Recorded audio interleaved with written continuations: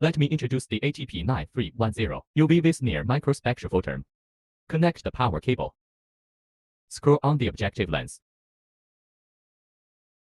Connect the ATP9310 to the PC using the Type-C cable. Open the Optosky ATP9310 dedicated software. Confirm the software connection mode.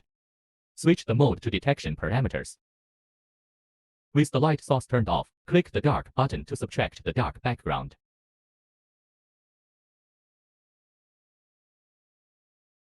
Connect the lens to the PC using a Type-B data cable.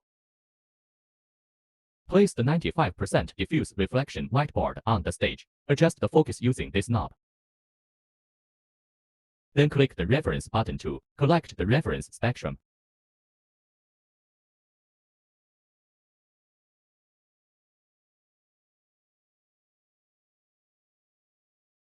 Make the final focus adjustment and place the leaf on the whiteboard.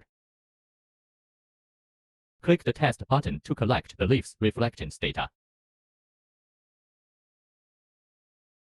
This completes the leaf reflectance test.